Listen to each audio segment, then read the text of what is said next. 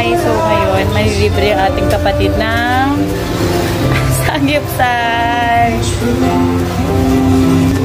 At ito na nga, ililibre na tayo ng ating kapatid. At masayang-masaya na naman tayo kasi makakatikim tayo na libre mula kay Aaron. Thank you, Ron. At dito namin pinili dahil merong only Samgyupsal dito, 198 lang. Hindi pa namin to try. At yun, bacon siya. So, hindi lang Samgyupsal yung meron sila dito. Meron din silang mga only rice with yan, pork chop. Yan po, budget silog. Yan pala, only rice silog meal. Puro only rice dito. So, pag napadaan kayo sa Dasma Bayan, dito sa may food square, pwede nyo silang bisitahin.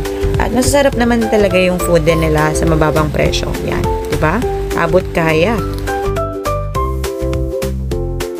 Actually, hindi lang silang food stall dito. Marami din. Yan, makita nyo may mga iba pang kainan. At katulad nito ni Kuya, mag-isa lang siya mag-Samgyupsal.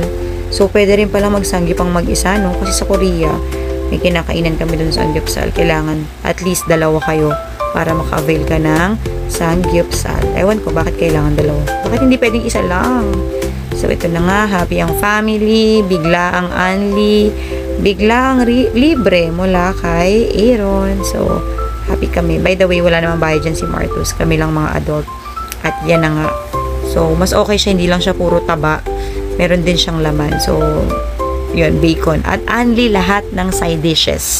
So, yung corn, ano pa, kimchi, minatamis na, banana, and yung dip nila is only din lahat.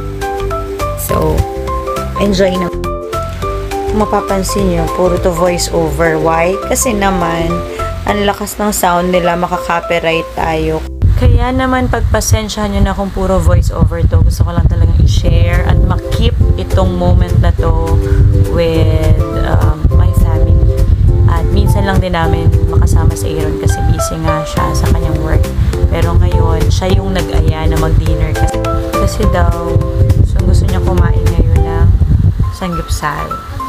Nag-crave daw siya, kaya ayun, napasama tayo.